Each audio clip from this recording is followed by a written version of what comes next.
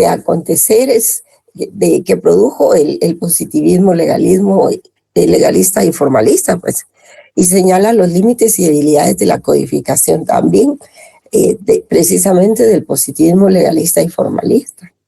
Y parte de esto fue que se haya cambiado un poco la escuela del exégesis también, en el sentido de que los jueces solo tenían que repetir la letra de la ley, y que ahora un poco eso es lo que está pasando. Si ustedes son observadores, van a ver que muchas sentencias llega gente que no conoce bien el derecho y que solo repiten lo que está en los códigos, sin mayor análisis, sin mayor alcance, ¿verdad? Y pues sus defensores aceptan que sigue siendo la ley elaborada por el legislador, pero a diferencia del positivismo legalista y formalista, no se acepta que el juez simplemente vacíe su contenido para resolver.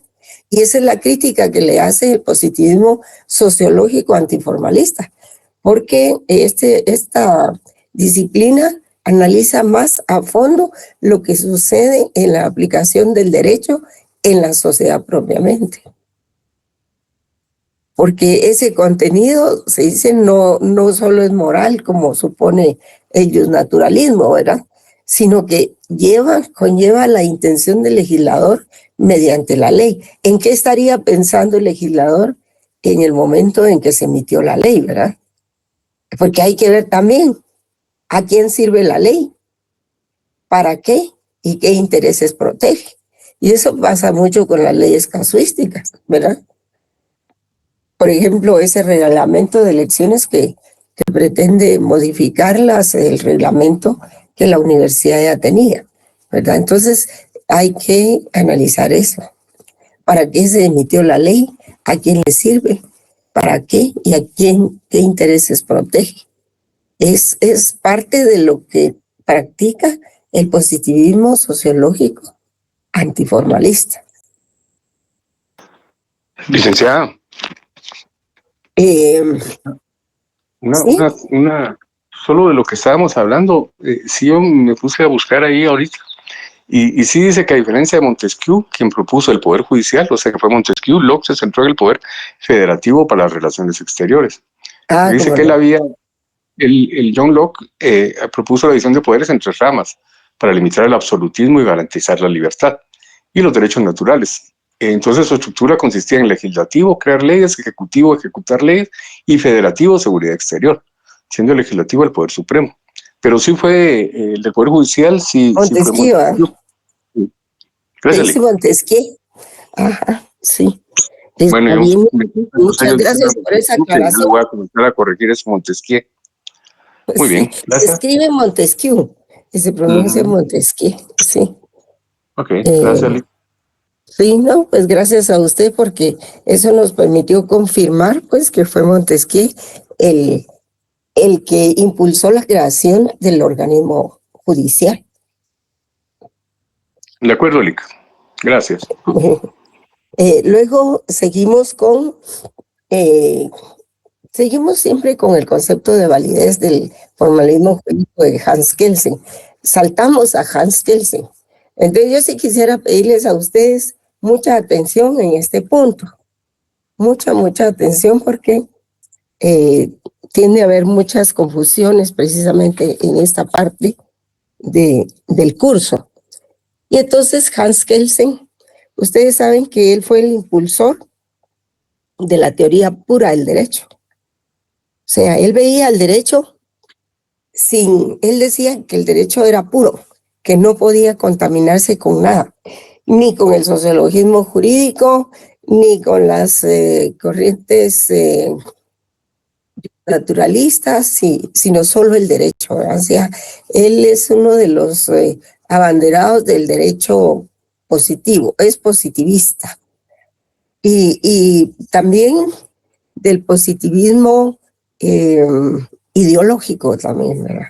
El positivismo ideológico es el que aconseja a los jueces a basarse únicamente en la ley para resolver, y no en principios morales, ni en principios éticos, ni en los principios generales de la ley, ni en el justnaturalismo.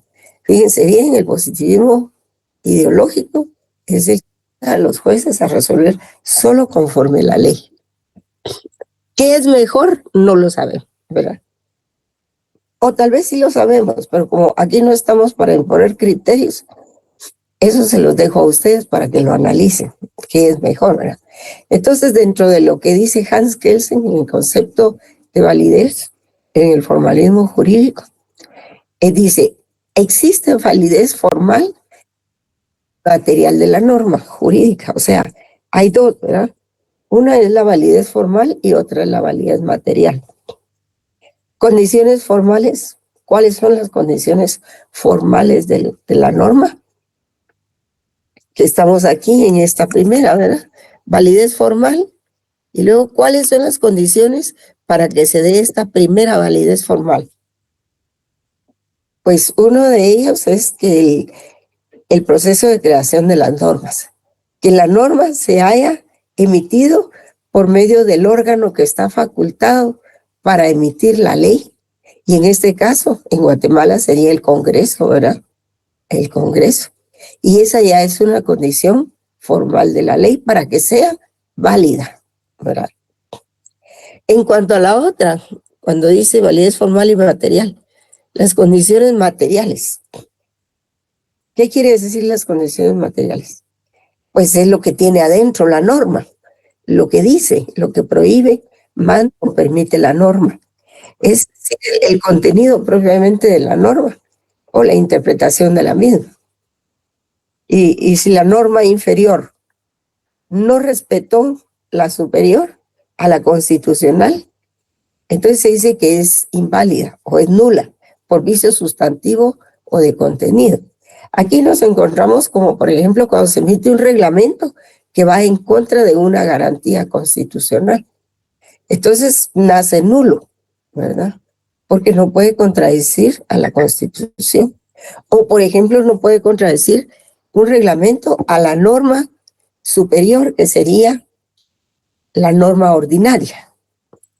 En el ejemplo que estábamos poniendo, pues sería que no puede contradecir a la ley orgánica de la universidad. Y tampoco la ley orgánica de la universidad puede contradecir a la Constitución. Si eso sucede, entonces esa norma que surgió, pues no puede ser válida, ¿verdad?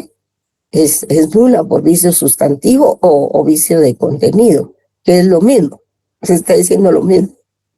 Entonces, yo sí quisiera que distinguieran bien eso. ¿Qué es validez formal? ¿Cuáles son las condiciones de la validez formal? ¿Qué es condición material? ¿Y qué es lo que significa la validez material? Y se dice material porque es la materia que contempla la norma, acuérdense de eso. Y las condiciones formales para que tenga validez es cómo surge la norma, cuál es el procedimiento. Es decir, que sea emitida por aquel organismo que está facultado según la Constitución para crear normas.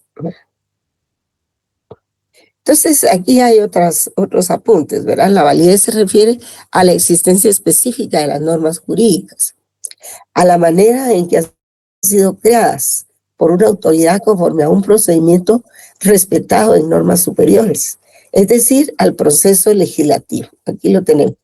Esto, donde dice condiciones formales, tiene que ver con esto que estamos leyendo aquí, a la validez que se refiere a la existencia específica de las normas jurídicas, a la manera en que han sido creadas por una autoridad conforme a un procedimiento respetado en normas superiores, es decir, la Constitución, el proceso legislativo de un sistema jurídico válido, como es el nuestro, ¿verdad? Nosotros tenemos un ordenamiento jurídico válido. ¿Por qué? Porque todas sus normas han sido creadas por ese organismo. Si son justas o no, eso es otra cosa. Entonces, la validez tiene también otros ámbitos diferentes. Por ejemplo, el ámbito territorial. ¿En qué territorio se va a aplicar la norma? El ámbito personal, ¿a qué personas va a afectar la norma? El ámbito material, ¿qué es lo que la norma va a decir? Contener, a disponer, a ordenar, a prohibir, etc. Y el ámbito temporal, que es en qué ámbito del tiempo se va a aplicar la norma. Este ámbito territorial tiene mucho que ver con el ámbito espacial. Es lo mismo, como dice la ley del organismo judicial, que la ley tiene un ámbito espacial. Y eso es lo que pasa con el derecho internacional público y privado. El derecho internacional privado obedece a ese principio del ámbito territorial o espacial de la ley, porque hay una cantidad de ordenamientos jurídicos de varias naciones, de varios estados, ¿verdad? Pero esa tiene como principio el ámbito espacial. Si es el espacio de Guatemala, pues será en Guatemala. Si es en México, pues será la ley mexicana la aplicable, ¿verdad? También si es por personas, digamos, cuando dice a los mayores de 18 años, ¿verdad? Y material por el contenido y temporal por el tiempo que va a estar vigente. Y esto tiene mucho que ver con la abrogación de la ley o derogación. Que antes, por ejemplo, hace algunos años, todavía se emitía la ley y luego se decía que se derogaban en esa misma ley todas aquellas disposiciones que se relacionen con esta ley. Pero imagínense qué vacío quedaba en ese momento. Todas las disposiciones que se relacionen con esa ley quedaban derogadas. ¿Y cómo iba a saber uno cuáles eran las disposiciones que quedaban derogadas? Entonces, el Estado se dio cuenta de que no era suficiente decir eso, sino que ahora cada ley deroga disposiciones específicas que se relacionan con ellas. Dice qué decretos o qué acuerdos o qué reglamentos quedan derogados. Y eso fue algo muy bueno por parte de la Secretaría General de la... Creo que la presidencia tiene un consejo consultivo, que es la que va dando esas normas. Y la otra cosa es que si una norma deja de ser aplicada, ¿qué pasa con ella?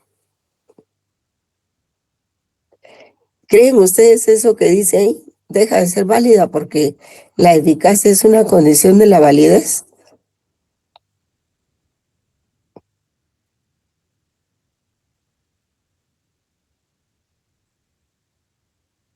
Es otro puntito que quiero que analicen, pero que analicen ustedes, ¿verdad?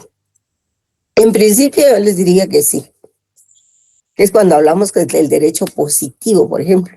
¿Qué es el derecho positivo? Pues todo el mundo dice es aquel que se aplica y que se cumple, que es observado por la comunidad. Entonces, si una norma no es observada por la comunidad, ¿pierde validez? ¿Será que pierde validez? Pues licenciada, yo No. pensaría que no, tal vez porque es que no sé, ¿verdad? Como usted dijo en un principio sí, pero si lo confrontamos con lo que sería el derecho positivo. Pero a momentos recientes en Guatemala a veces se sacan unas leyes casi que de 1925, ¿verdad? Y dicen es que aquí decía y ahí vamos, ¿verdad? Entonces, no sé, o sea, realmente me quedo en medio. Porque para mí, si no está derogada, sigue siendo válida, aunque no sea positiva, porque realmente ahí está nada más, pero eso no, de alguna manera no le da invalidez, según yo. Pero también el punto que usted dijo, si la eficacia, porque no es eficaz, porque no se aplica. Entonces, yo pensaría que en última instancia sí es válida, porque si no está derogada, ahí está. Pero es mi punto de vista. Formalmente, ¿verdad? Formalmente, sí. Ahí está. Por ejemplo, ahí está porque ha pasado con algunas cositas ahora. Se me ocurre esa disposición del Código Civil, me parece que es, que dice que la mujer puede o debe, depende cómo se plantee, la mujer puede o debe utilizar el apellido del marido. Entonces, si dice puede, es que no es totalmente obligatoria, ¿verdad?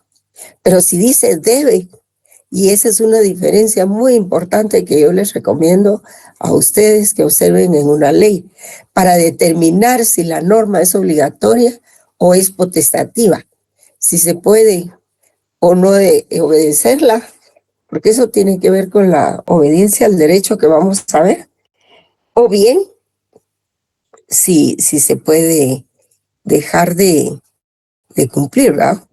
Por ejemplo, yo veo que hay muchas señoras que utilizan el apellido del esposo, ¿verdad? Pero hay otro montón, dependiendo del movimiento, de movimientos que han surgido, como el feminismo, ¿verdad? Que abogan por abandonar esa costumbre, ¿verdad? Entonces se volvió una costumbre convertida en ley.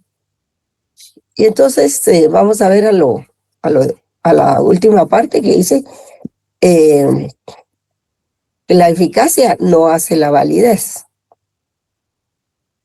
Esa sería otra crítica, ¿verdad? Porque dice que si una norma deja de ser aplicada, ¿qué ocurre con ella?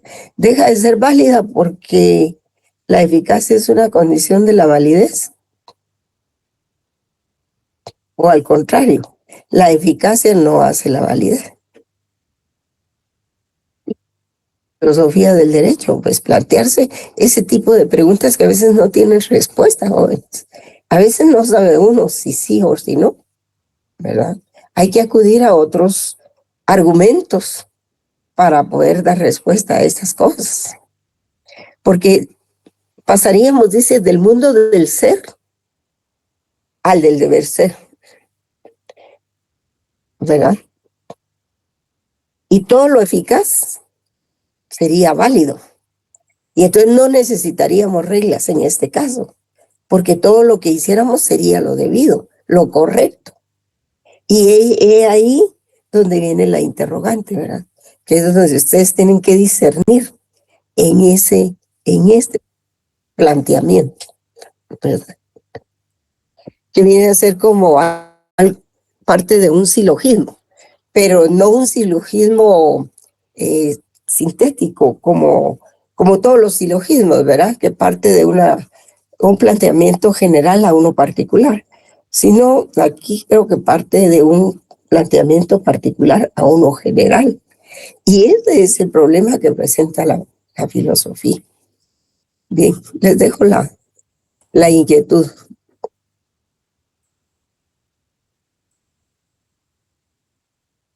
Y viene un nuevo tema. Este creo que no lo habíamos visto, ¿verdad? O ya lo habíamos visto. No, licenciada. No. Entonces vamos a finalizar estas filminas.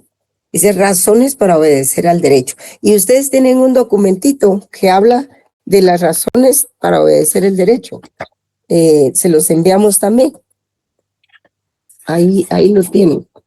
Porque también tienen otro documento que se llama, bueno, está el concepto de validez del derecho, que esto ya lo vimos. Podría verlo aquí, pero se alarga mucho la clase. Entonces, digamos, en las razones para obedecer el derecho, pues aquí lleva la primacía siempre el filósofo Norberto Bobbio. Volvemos a hablar de Norberto Bobbio, ¿verdad? Atrás estaba Hans Kelsen. Tienen que grabarse esos nombres, por favor, jóvenes. Ahora vamos a ver lo que dice Norberto Bobbio, porque él es el que mejor escribe en este campo. Yo podría traerles, decirles a ustedes, miren, tienen que consultar unos 3, 4 libros para ver lo de la obediencia al derecho, pero no se trata de eso. Con las pocas cápsulas que se pueden dar en un periodo tan corto, pues tenemos que trabajar con eso, ¿verdad? Entonces,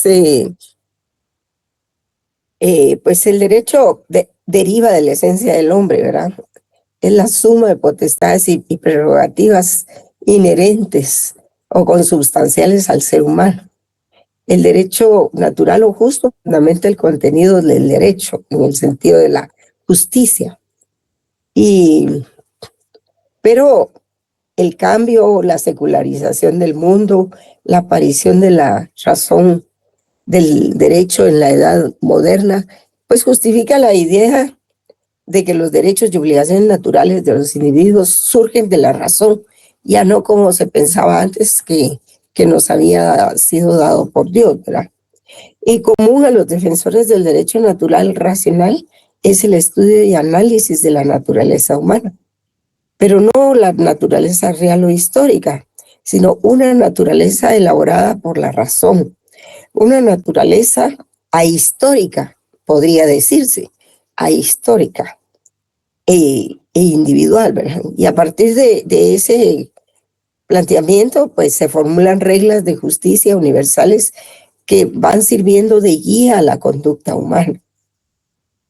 Y por supuesto que obviamente subsisten estas reglas porque son buenas, y aquello que es bueno y que que tiende a la justicia y a la moral tiende a permanecer. Entonces subsisten, pero sin embargo se dan matices y diferencias que dependen de la forma como se vaya configurando, ¿verdad? El justnaturalismo racionalista va a compartir con el justnaturalismo medieval la subordinación del derecho positivo al derecho de la razón y de lo justo. Fíjense ustedes cómo van cambiando las tesis, ¿verdad? Y entonces esto de las razones para obedecer al derecho es un poco también, se relaciona un poco con la validez del derecho en el positivismo jurídico. Y entonces dice Roberto Bobbio que aunque hay posturas enfrentadas de los filósofos en cuanto a la obediencia al derecho, todos sitúan la pregunta sobre la obediencia al derecho en el ámbito de la moralidad. Es decir, si la obediencia al derecho se relaciona con la moral, en detrimento del ámbito jurídico e incluso del político. Y cuando ustedes escuchen la palabra político, siempre relaciónenlo con el poder, ¿verdad? Con el poder. ¿Qué es lo que está pasando ahorita? Ahorita pues ganó el poder. No obstante que uno como abogado pues mira las diferencias y las cosas que se están haciendo, ¿verdad? En la oferta. Y se da cuenta pues de que puede más el poder que el derecho. Y esa manera de ver las cosas pues nos lleva a que abordemos el tema desde una triple perspectiva. Pero ¿cuál tema? ¿Cuál tema, jóvenes? El tema de la obediencia al derecho. No se me pierdan. El tema de la obediencia al derecho como obligación. Y entonces ahí es donde esta obligación de obedecer al derecho se configura, podríamos decir, o se puede estudiar como en tres aspectos muy importantes, o en tres enfoques: el jurídico, el político y el moral, ¿verdad? El derecho pues está compuesto exclusiva y predominantemente por preceptos legislativos, o sea, por normas promulgadas explícita y deliberadamente por órganos centralizados, como por ejemplo, ¿cuál? ¿Quién emite normas? Puede ser el organismo judicial, pero también puede ser el organismo ejecutivo. También puede ser el organismo judicial, pero en menos medida. Ahora, el problema es cuando la Corte de Constitucionalidad, en lugar de velar porque se mantenga el orden constitucional, pues lo que hace es crear normas y crear normas. Y eso no está,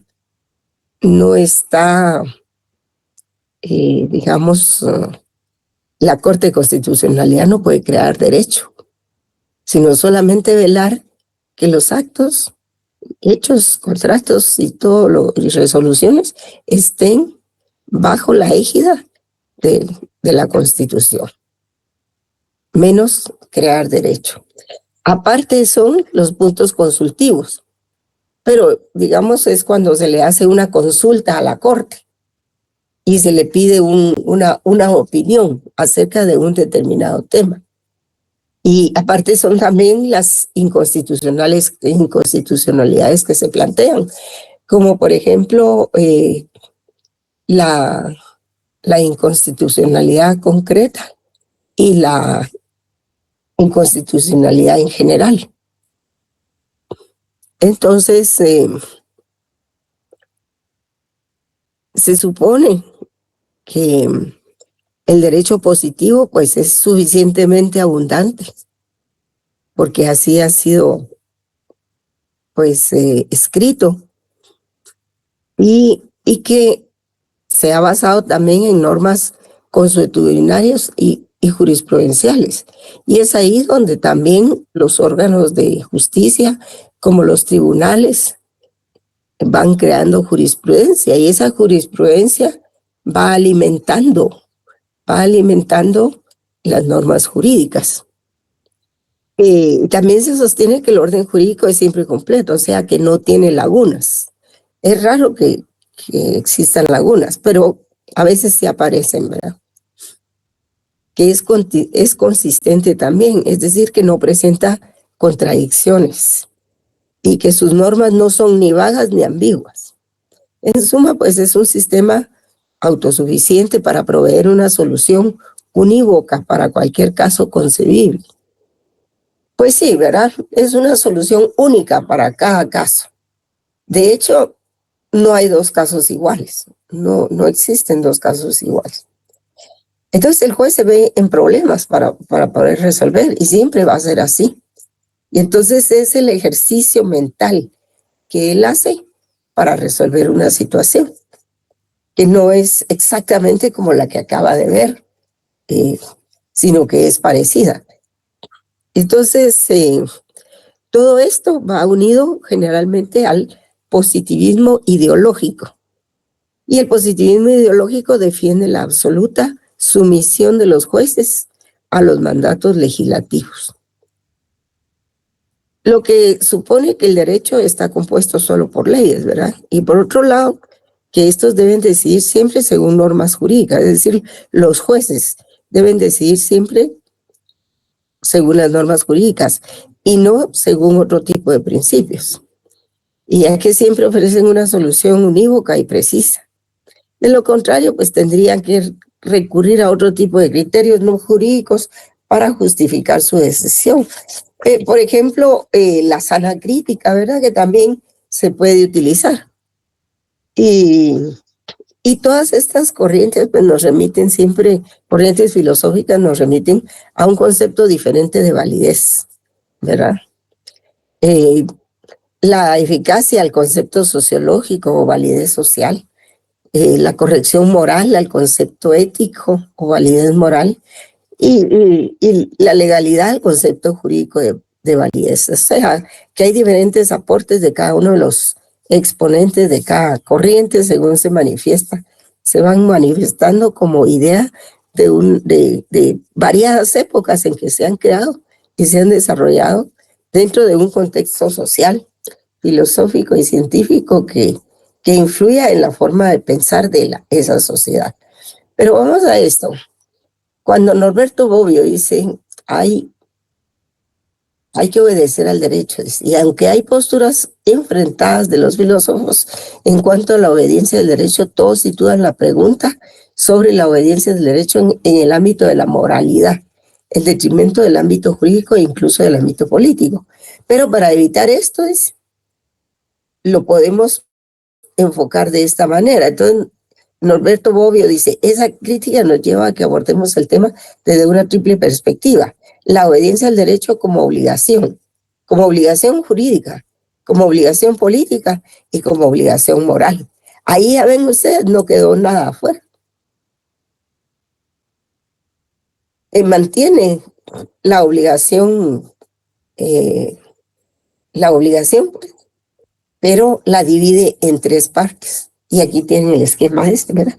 La obligación jurídica, cuando el derecho como obra humana debe ganarse la obligación de ser obedecido por la justeza de sus normas, ¿verdad?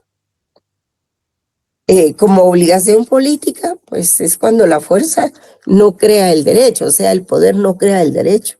y no se está obligado a obedecer sino los poderes legítimos.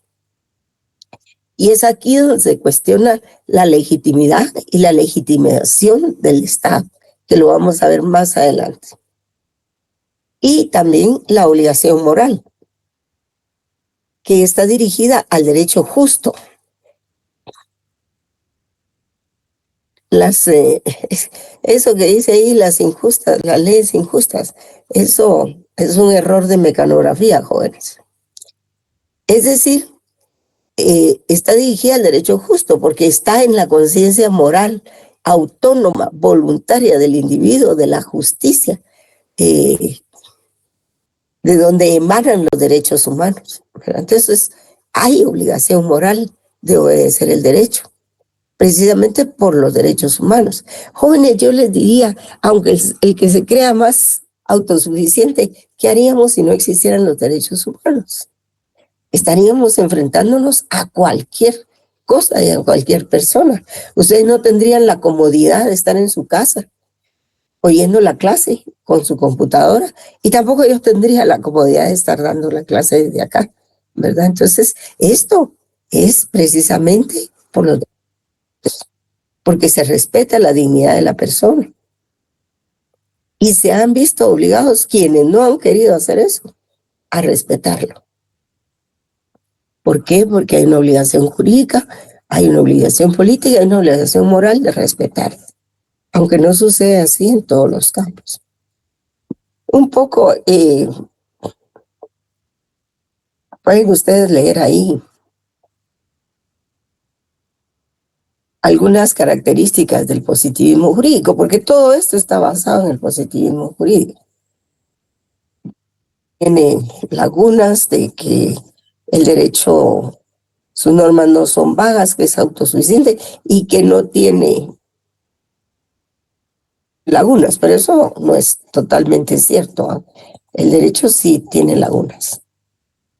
Y aquí pues lo que les estaba diciendo antes, ¿verdad? Que esta corriente del positivismo ideológico es muy fuerte, jóvenes.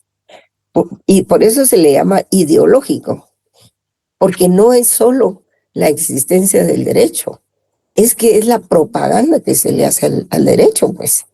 Son las ideas que giran alrededor del positivismo, pues. Y un abogado que es eminentemente positivista, pues definitivamente creo que nunca va a estar de acuerdo con otro que sostenga otros criterios, ¿verdad? Por ejemplo, el de la justicia.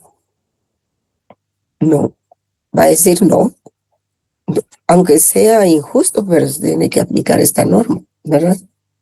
En cambio, hay otros que sí atienden más a ciertas consideraciones. Entonces, el positivismo ideológico dice que los jueces deben decidir según la ley y no por principios u otro tipo de normas, ¿verdad? Si resuelven o aplican otro tipo de criterios no jurídicos, deberán justificar su decisión. Porque miren, jóvenes, en el derecho administrativo se ve mucho y en el contencioso administrativo se ve mucho. Por ejemplo, el principio de juridicidad. Ese es un principio que reina en el derecho administrativo. ¿Qué es el principio de juridicidad? Es resolver, ya sea que las municipalidades, la universidad, el ICS, la superintendencia de bancos o cualquier otra institución así, tienen que resolver conforme a la ley específica. No, pero todos creen que es la ley orgánica, pero si hay una norma específica que regula la situación que se está ventilando en un caso y el juez el juez resuelve conforme al Código Municipal. Pero había una norma que estaba regulando la contaminación por basura. Entonces, a la hora de que haya una queja o un caso de esos que resolver, ¿qué norma tienen que aplicar para guardar el principio de juridicidad? tienen que aplicar la norma específica, aunque esté dentro del ámbito municipal. O, por ejemplo, cuando se resuelven recursos, ¿verdad? Tiene que ser la ley de lo contencioso administrativo si es que el caso se ventila en la administración pública, ¿verdad? Pero tiene que ser, les voy a poner un caso. Cuando se emitió la ley de lo contencioso administrativo, y esa se emitió para que cada institución resolviera los recursos conforme a su ley. Entonces se trató de dar uniformidad a todos. Y entonces se dijo que los únicos recursos administrativos, creo que así lo dice la ley, ustedes lo podrán verificar ahí, son el de revocatoria y el de reposición, según la autoridad que haya emitido la resolución. Pero ¿y qué pasa con algunas instituciones que tienen cierta autonomía antigua? Por ejemplo, la universidad. La universidad tiene en su ley orgánica el recurso de apelación. También la tiene el ICS. Creo que también la tiene la Superintendencia de Bancos y también la tiene la municipalidad. Ahora, por ejemplo, el FIDEP y otras instituciones no la tienen. Ahí se resuelve solo conforme la ley de lo contencioso administrativo, revocatoria o reposición, para resolver recursos, pues. A eso me refiero. ¿Qué pasa si hay una resolución del ICS que no le quiere dar su pensión a una persona, ¿verdad? Que resolvió la junta directiva que no le corresponde por A o por B o por lo que sea? ¿Qué tiene que hacer esta persona? En 5 días después de su notificación tiene que presentar un recurso de apelación. No puede presentar revocatoria ni reposición. Tiene que ser el recurso de apelación. ¿Por qué? Porque la ley específica del ICS así lo indica. Y a eso se refiere el principio de juridicidad, ¿verdad? Aunque exista el recurso de revocatoria y reposición, no puede plantear eso. Tiene que ser el recurso de apelación. Ya después de que se confirme la resolución, entonces ya puede interponer los otros recursos, ¿verdad? Incluso de aclaración. Pero esos son los casos, ¿verdad? Y es lo que tiene un abogado que saber estos tips. Y estos se aprenden con la carrera, pues. Se va aprendiendo para no cometer errores y plantear un recurso que no procede. Bueno.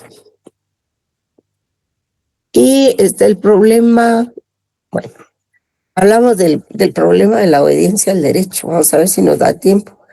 El problema de obediencia al derecho se plantea así. ¿Por qué debo obedecer el derecho? ¿Por qué? Pues porque hay una obligación política, que son las razones que vimos hace un momento. La obligación jurídica, la política y la moral. Entonces, la obligación política está ligada a la legitimidad y justificación del Estado y de los sistemas políticos y jurídicos. Las razones legales o jurídicas no son suficientes para obedecer al derecho, porque repiten lo mismo con diferentes palabras. Entonces, en la ley se encuentran muchas tautologías. En cambio, las razones morales entienden que el derecho se obedece porque se considera justo y emana de autoridades legítimas y emana también de procedimientos democráticos. Pero cuando no, cuando es al contrario,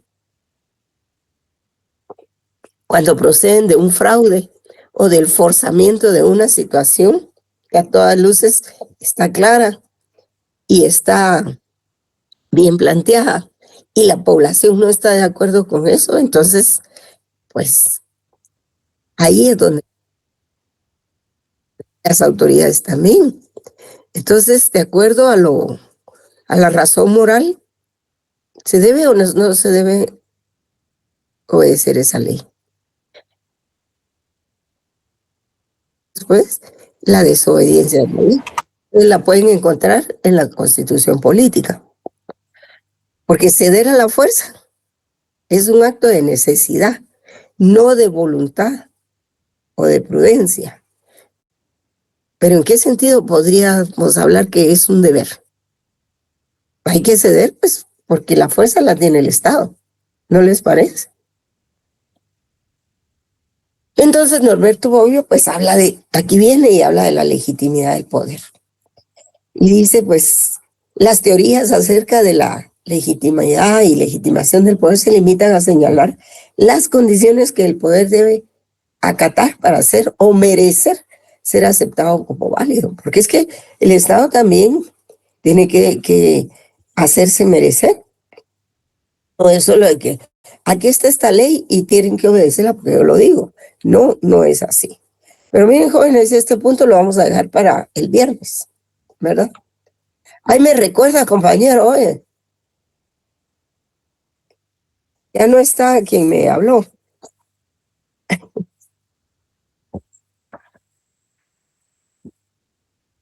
O ya se fueron ustedes. Bueno, vamos a dejar para el viernes. Que descanse y que se Me mejore. recuerda, por favor. Que se mejore de la garganta. Sí, seguro que sí. Gracias. Muy bien. Muy bien.